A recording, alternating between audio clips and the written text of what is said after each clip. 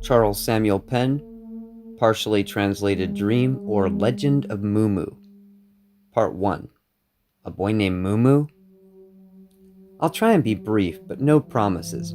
Everything I'm about to tell you is based on a dream and the research afterwards. I've let the dream stew for 5 years trying to understand all the imagery, even delving into my own past and psyche, asking myself, why did I dream this, and why am I compelled to tell the world? Preferring law, science, history, and some philosophy as opposed to religion, magic, ideals, and mythology. It's easier for me to explain what I can see and know to be true. That's why instead of a foreword, I'm including this right in the first chapter, the first paragraph even. If the things in my dream aren't magic, then it is a science I don't understand. I don't even believe in psychic phenomena, though it wouldn't surprise me if we were a little psychic in our sleep.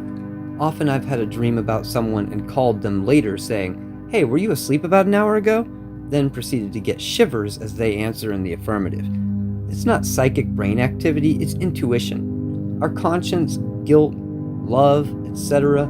conjures up images of friends or villains in dreams.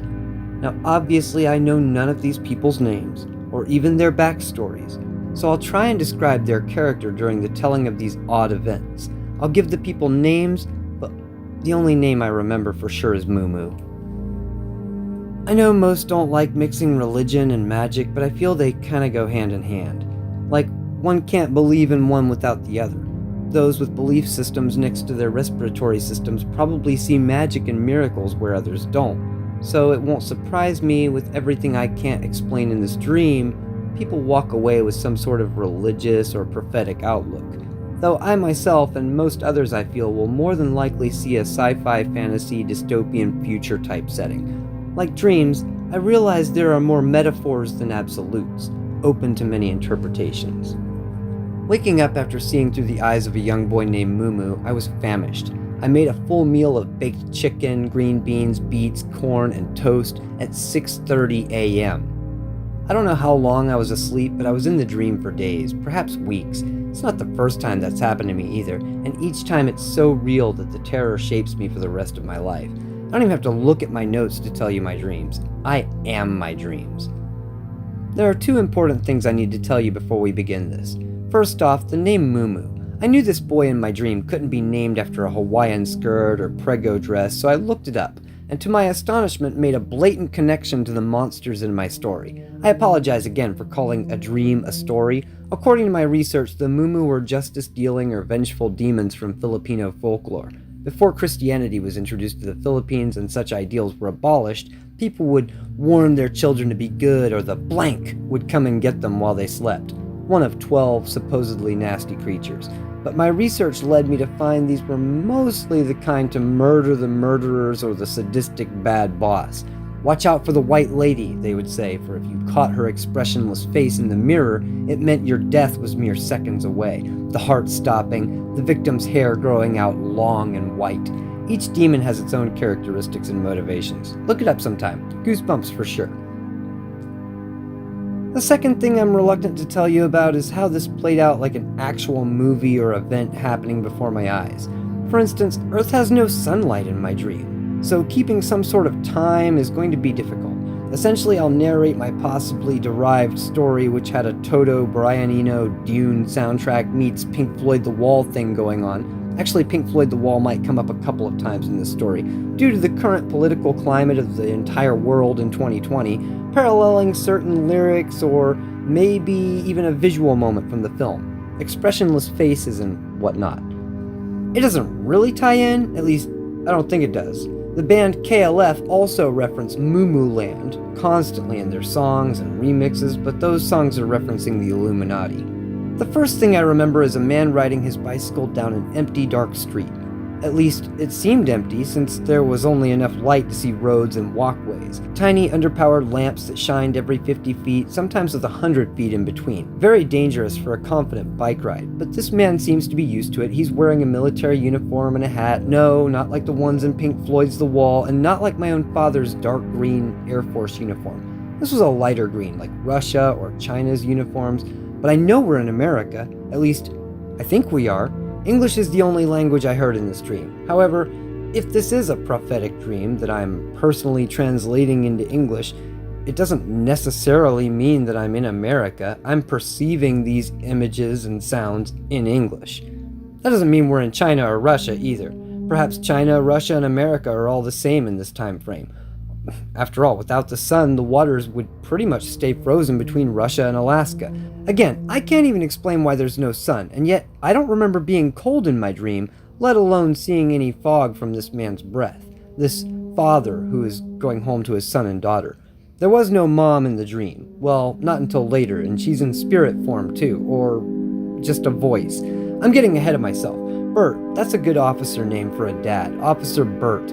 What kind of officer, you ask? Well, that's a tricky question. His superiors wore dark blue, and they seemed to be more interested in technology and environmental restoration than defense. I don't think that planes would be practical in this environment, so Air Force is out. Navy seems out too, which leads me to believe these are internal Army, Marines, intelligence officers, and scientists. Things seem desperate, hence the dimly lighted streets, but despite this dark horror, someone who's taken this lonely bike ride 1,000 times would find it calm and serene. In fact, it was the most seemingly calm introduction to the strangeness I was about to witness. I was just outside smoking and thinking, this is one of the only normal things in this dream. Yet it tells us a lot, with its nearly hidden houses and streets. Even the clouds and stars are muffled out. I have a recurring dream where I'm lost in darkness and unknown environments, in violent and running fury with and from strangers. In comparison to that, this dismal street is welcome. Remember that frantic running, though. It'll come up later. As he enters his home, we at last see some light and Bert's two kids, Mumu and Vivi, which I'm assuming is short for Vivica or Vivian. They've been playing board games and waiting for Dad to get home. To be honest with you, I don't really remember much about Mumu's house. Even little details like the kids' ages, I can only make a guess.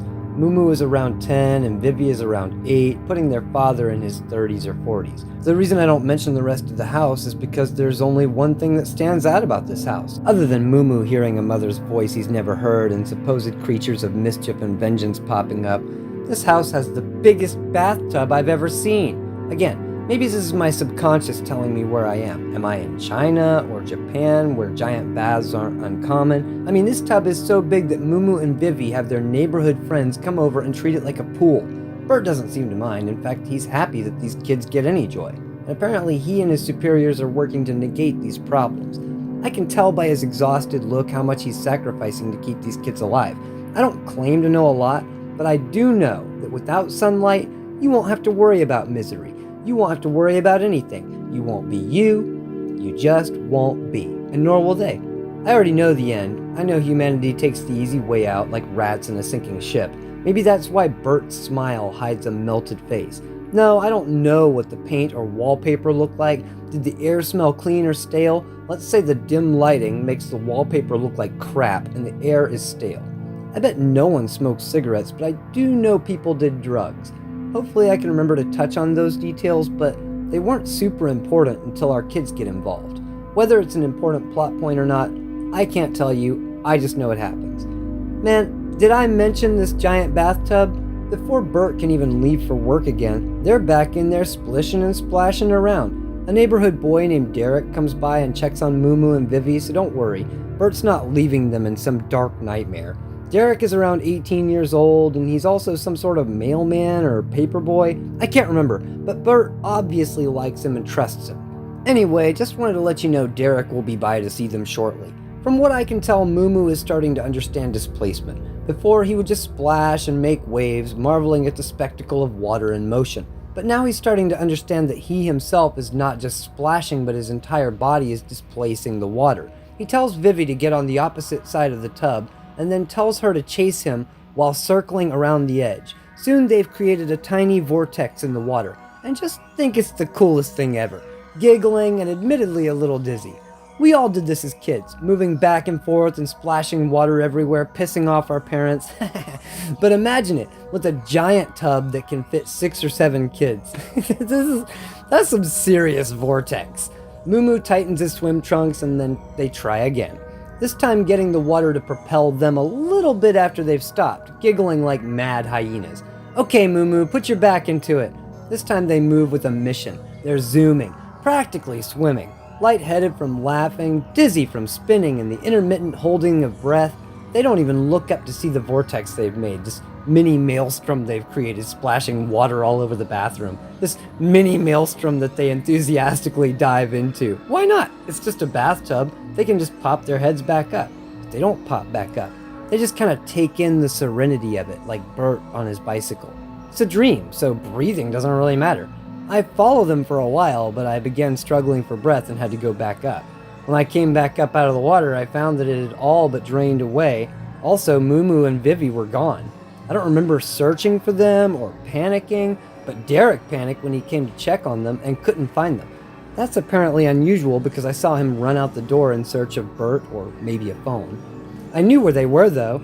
Since I'm not really here, just an observer watching events take place, I didn't have to draw a bath or spin around. I just focused on the drain. And you guessed it, insanely scary, almost never-ending, claustrophobic pipe water slide leading to a waterfall, which I also fall off of, into a pool that's way too deep, directly under the pummeling waterfall. Son of a god wiener! Promised I wouldn't swear, but that's scary, man! My dreams suck.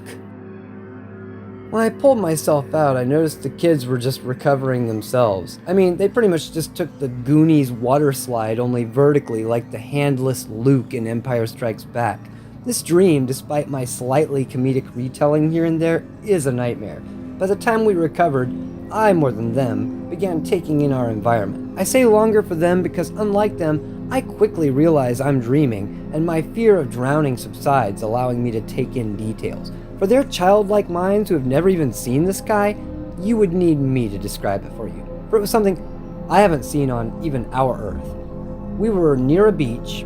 I could hear it. The sky was purple, and I don't mean it had a purple hint. I mean clear summer day, white clouds, purple sky. Brightest, cleanest, blue-green water you've never seen. I've seen it. So perfect. So untouched. There's no way this is America. Hell, this may not even be Earth. It doesn't make any sense. Remind yourself, we went down toward underground. There is no rabbit hole. There is no Never Neverland or Pinocchio donkeys. There could be, however, alternate dimensions. Time ribs. Time loops. Or even spookier, non-corporeal travel. In Star Trek terms, long-range transporter. Or in this case, long-range spirit transporter. Wait a minute, Charlie, how are you getting this out of taking a water slide with some kids? Well, I know this isn't Earth. And since I know the end, I know it ain't the Earth we know.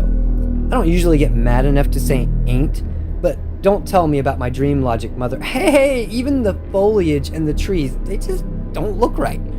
The Earth doesn't have a purple sky inside it. Also, don't be ridiculous. It was obviously the spinning in circles, not a water slide that brought us to another dimension. For all you mystics out there, it's too cool here to be below the Earth's surface, so this is definitely not hell. It could be heaven. I know people will bring things here from Earth as my dream progresses, but I never remember seeing the things they bought or brought. Nor do I know if you even have to eat after non-corporeal spirit transfer. You'll have to pardon me, I left my chemistry set in my non-dream pants pocket. I don't even know if this is freaking oxygen.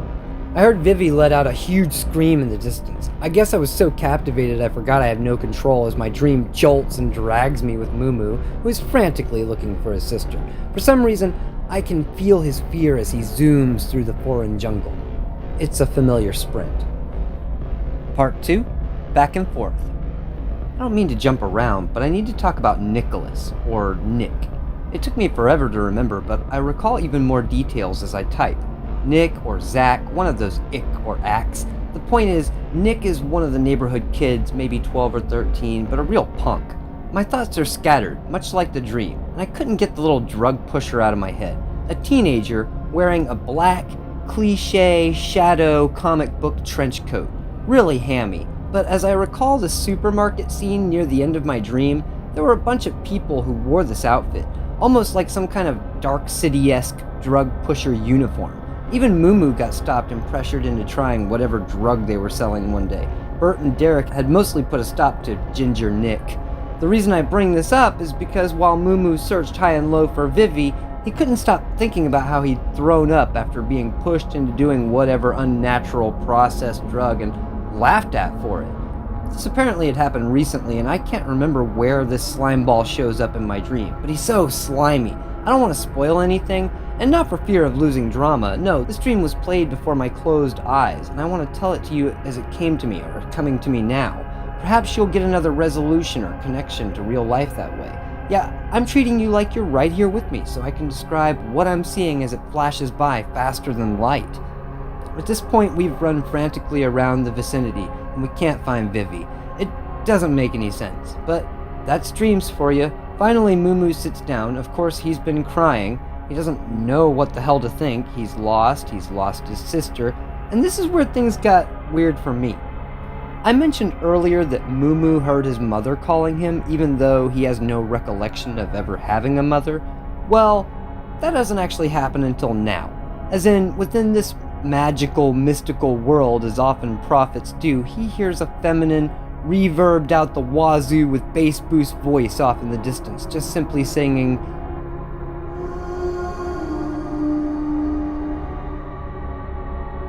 We followed the voice to a beach, and Mumu started talking to his mom in the sky. I couldn't see his mother, but she sure had a pretty voice. He looked a little crazy talking to the sky, but I could feel his emotions. They were very warm.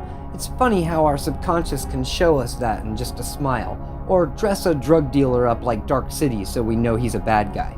Second piece of evidence that makes this a possible heaven/Eden, or Mumu is still tripping on Ginger Nicks.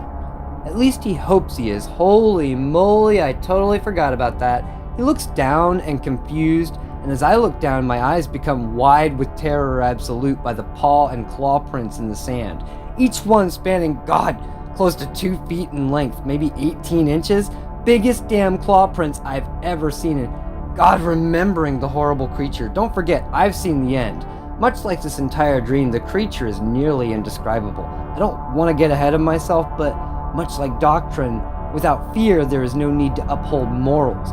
Why shouldn't I break the rules, or sin as they call it? Well, I'll tell you why, because there are monsters of vengeance and justice, monsters who have eaten, yes, even children despite their parents' warnings. I'm easing down now. Just the sheer size of the paw marks scared the dream poop out of me.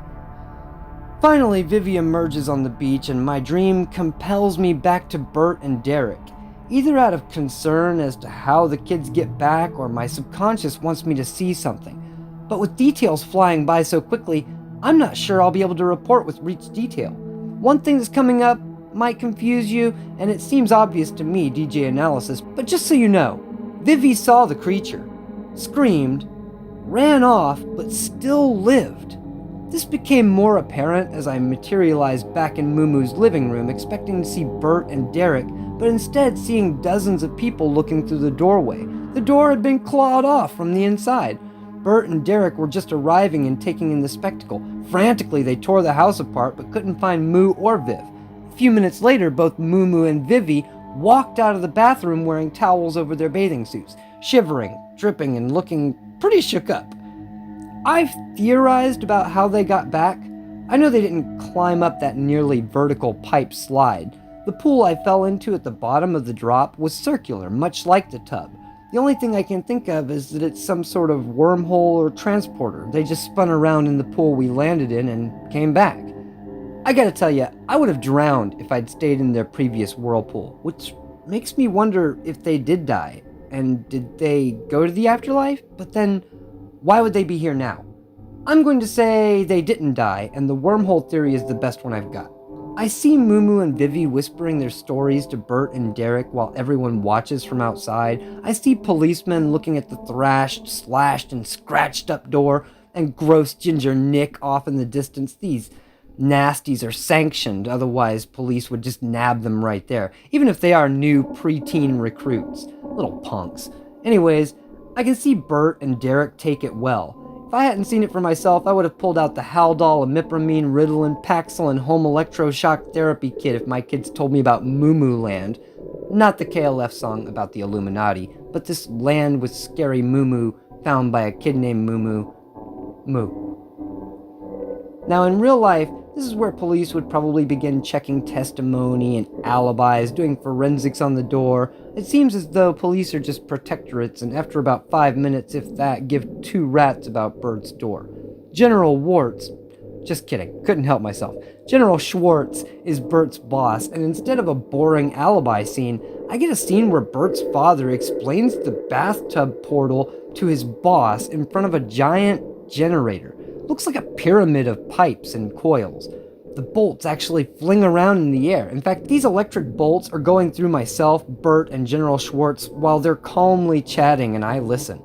I'm assuming this massive generator that produces such low amps that you can literally walk through it is the reason for such dim lighting throughout my dream. The other officers stand comatose around us, looking more like cultists and conduits than military officers. I don't want to paint these officers as villains. In fact, they are all to be pitied in this story. Much like how Bert instantly just took the word of his children, the general takes the word of his fellow officer. I don't want to spoil too hard, but Earth's out of resources. No more colony ships off the planet. No more fuels. Poor pregnancies and more species of animal becoming extinct or lost every day. Power and communication breakdown, homeschooling, home defense. Everyone stays home because the darkness is so off-putting. Even the creatures of the night. Owls, whores, nothing goes out at night. Everyone is looking for a way off the planet, and as unlikely as all this is, Schwartz wants the tub. Back at the crib, though, Mumu and Vivi are about to take 4 of their neighborhood friends back to their new land. These 6 kids create a whirlpool and disappear. Some of the kids I never see again, which perplexes me to no end. What are they finding that's so self-sustaining? A special nutrient? A deity? What provides for them? Do they just wander off and find such joyful contentment that they don't need their families? This part of the dream is the only thing that really mystifies me. Its impossibility is that of madness. Lewis Carroll, a druggy pedophile, and don't even get me started on the scandal that is Never Neverland. Pinocchio, a little boy that Geppetto has convinced himself is wooden, though here my subconscious sings to me, saying this dream parallels Pinocchio in that it's the adults who get transformed into metaphorical donkeys, not the kids. Just giving you an idea of the analysis that went into this dream. A dream where kids wore bathing suits and were ashamed of strangers to see them naked. Like me, for instance. If even my grandma came into the bathroom while I was bathing as a little boy, I covered up. I was shy and modest, and even to this day a little bit of a prude. I had a good family that didn't hurt me, and I think in desperate, sheltered times, people will spend more time with their families, protecting and raising them well like my family did, just like Bert's doing now. I don't even know if Bert is Mumu and Vivi's biological father. His pity seems to outweigh the love. Feeling the emotions during this dream was possibly the hardest part to deal with. Any other person would have lost their minds or chalked it up to, Jesus, what did I eat last night? Mumu spends most of his time on the beach, daydreaming and chatting with his mother god. To Vivi, Mumu is a little special, and I mean retarded. She walks around this new land and is able to use its resources in a way that even her older brother doesn't know yet, making her the tough one, the type to kick Ginger Nick in the balls and break his nose before being persuaded into drug use. It's probably not going to come up again, but all I can tell you about this drug is that it makes you so comatose you don't care that the world is crumbling around you. All the more reason Mumu is looked at with a grain of salt when it comes to his hallucinations. It's unlikely that a one-time pill puff whatever would twist him forever, so it's very possible he's seeing something. When I use my imagination to try and see what he sees, I see bluish clouds in the shape of a female, maybe just shoulders and a head over a purple sky. That's all though, which is a bummer because he seems entertained and enthralled. I really want to know what she's saying. I don't know how long we were there, but long enough for Vivi, an 8-year-old girl, to build a house. Soon I imagine there will be tons of little homemade huts on this euphoric beach. Something so beautiful it could only exist on some untouched Indonesian island where volcanoes have christened the atmosphere with the most outlandish pink hues. Strange how it's never dark here. I haven't seen it grow dark once, and yet a whole house has been erected in front of me. How does photosynthesis work here?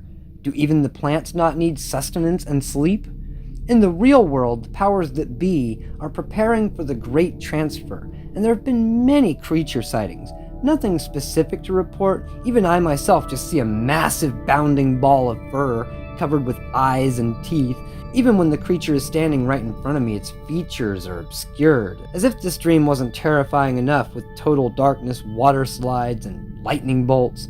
When we do finally get back, Derek, Bert, and Schwartz are standing right next to the bath. They seem unalarmed by our extended absence, so either they were fine with the passage of time, or time did not pass for us in the other dimension. Just seeing Mumu and Vivi materialize out of the bathtub was all Schwartz needed as confirmation. They all sit down in the living room as Mumu and Vivi tell them everything about this new wonderful land. As crazy as all this sounds, it gets even crazier as the general decides, without research, surveyors, or science teams, that he's going to prepare to shove millions and billions of people through this bathtub portal. I don't actually get to see this happening. I get to see before and after, which makes it all kind of hard to nail down. I've got the where and why, but when is a little lost. Much like heaven, I don't think we get to take anything with us, but that doesn't stop people from trying, and it leads to one of the more distinct visuals from my dream. Part 3. Last Stop Shop. Before I continue, I need to tell you about another dream I had 35 years ago. That's right, I was 5, in Prümserlei, Germany. I was having a tea party with my yellow toy Tonka truck. It was a she, and she had the softest, quietest, most adorable voice you've ever heard. A few minutes later, her father came in, and he was a massive big rig that screamed in my face. Now, I've looked at this moment a lot over the decades. Is it mommy and daddy fighting? Is it a scene right out of Ethan Hawke's Explorers where the scary but sweet alien kids are getting chewed out by their massive, scarier father? Who knows? To this day, I'm sensitive to outrageously loud events, concerts, air shows, gun ranges, which is hilarious because of the offensively loud but emotional music I make. On the other hand, even soft, dainty sounds fill me with apprehension or keep me from sleep. I don't mind the Pure Imagination song from Willy Wonka, but the dinging intro is pure torture. Just imagining it. Ding ding, ding ding, ding ding. It makes me want to tear all my skin off at once. Yeah, I'm a psycho, but I'm a sweet psycho who finds this wonderment to be a nightmare of unfathomable proportions.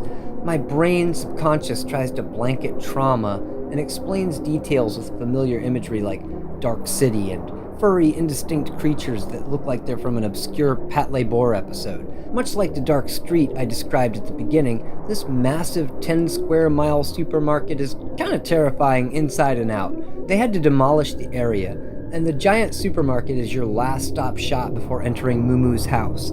Terrifying is the wrong word. Ominous is the word. Awed by the sheer size of this facility meant to filter tens of thousands of people a day into Mumu land.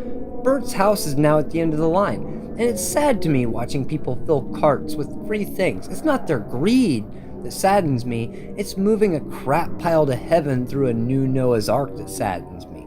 Grab all you can. People with families of 10 are pushing and pulling up to 20 carts.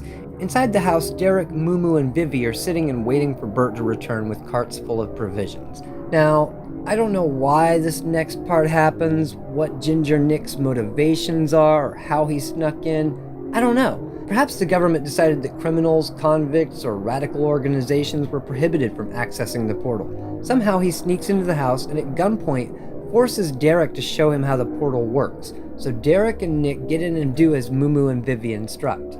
I guess his gun is waterproof because Nick and Derek do spin down the drain.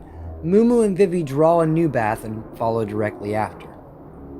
Back in line at what seems to be the never-ending grocery aisle, Bert hears screaming. Again, I don't know why I'm here at this moment.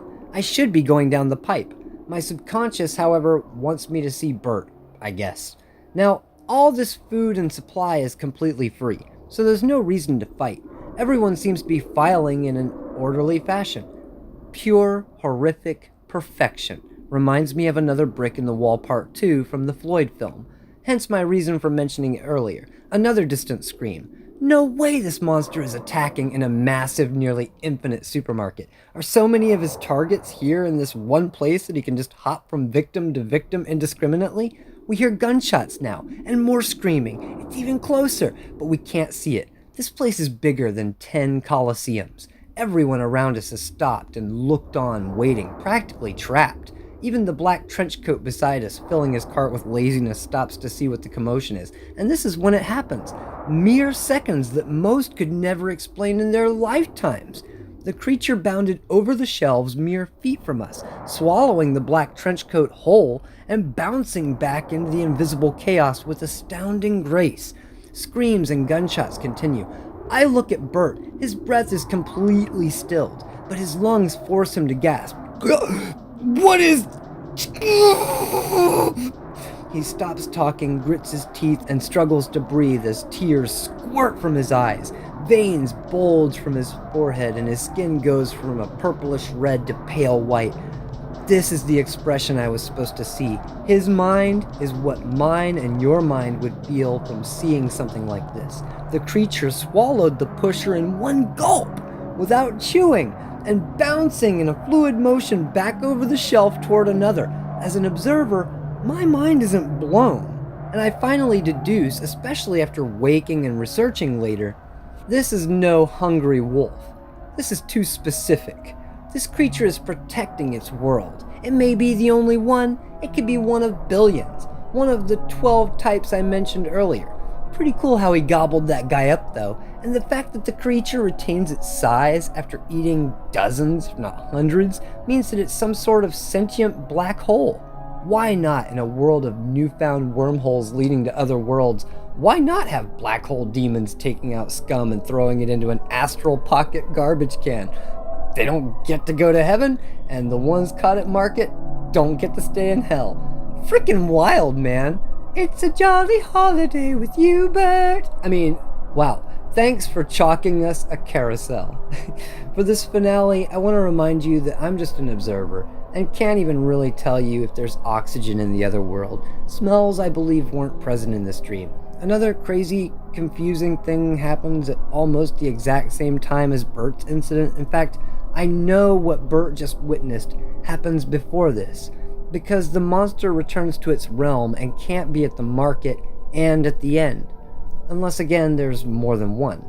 Pardon me for one moment again, but it's hard for me to call this a demon monster. I don't blame the kids. Their intentions are noble and innocent. But the adults, in this time of crisis, every human is reduced to animal, and in the darkest hour, all humanity will violently charge the portal, trampling, murdering, and stealing from one another. But not just yet. I seem to be by the pool in Mumu Land, watching Nick and Derek pull themselves out. Ginger Nick seems fine, but Derek, who is older, maybe 18 or 20 years old, hunches over and groans. His knees collapse, and his hands are the only thing keeping his face from hitting the dirt. Nick looks terrified. Even I'm terrified for Derek. This gentle youth who sympathized with Mumu and Vivi, even treated them like his own siblings. Nick, the scumbag, runs away. At this point, Mumu and Vivi are pulling themselves out of the pool. They immediately see Derek, and Vivi says, "Help me drag him into the pool, we'll take him back." Mumu doesn't move, though. He's in his world now, and he hears his mother calling.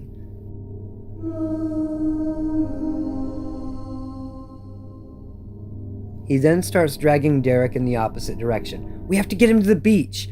Vivi doesn't question it. They just do it. Upon reaching the beach, they lay Derek onto the sand and cross his arms. His face begins to change.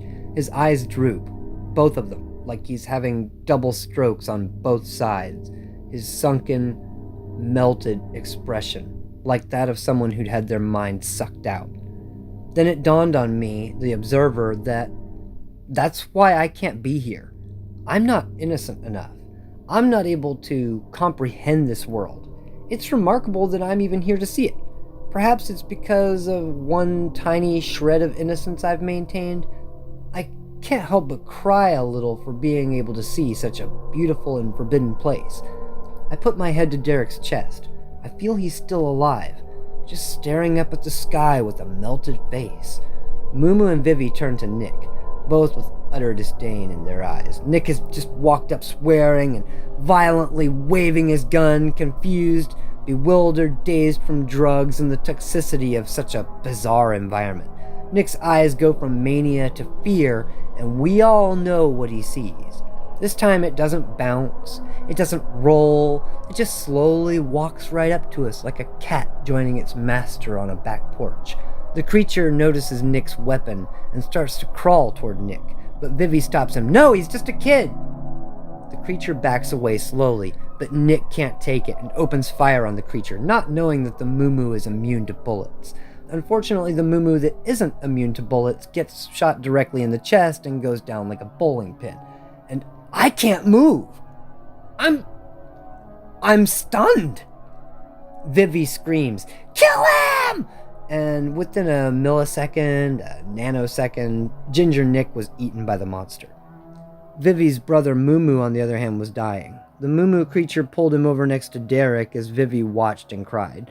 The Mumu creature even healed Mumu, but he wasn't able to leave his spot on the beach. He looked up and he saw he was now with his mother in the sky, getting real hugs, not just imaginary ones. He smiled the whole time. His face melted. My own heart ranged to tatters over the spectacle. The Mumu, like a cat, eventually stood up and wandered off while Vivi sat there, stunned. She never saw Bert again. It's possible he saw her before his face melted, but she just sits there mourning with Derek and Mumu. She never even goes into her house. She just sits right where her mind died. I'm guessing Vivi's true innocence was lost when she ordered the Mumu to avenge her brother. She seemed to age while other children lived on in innocence. I can't explain why all this happens, but as she enters womanhood, she lays down next to Derek and Mumu and smiles as her face melts. The last thing I saw before I was carried back to my world was a vast off-limits beach covered with seemingly infinite melted faces. Every now and then I see this world in my dreams, like I'm just dropping by to check in. Sometimes the kids are swimming and singing, sometimes they fight over who gets what and who does this or that, but they're always kids, so they never physically fight. I think the takeaway for me was that we're doomed. Our kids are doomed even, but perhaps lifetimes from now we'll find another Eden. Perhaps Eden itself is a concept and not a place. I think the final message is that we don't have magic bathtubs to transport us to other worlds. Relive your childhood, sure, but don't forget to be tough and find or make Eden. Don't take someone else's away and proceed to throw garbage everywhere. I've got to take a nap. Who knows? Maybe I'll see Mumu and Vivi. Good night.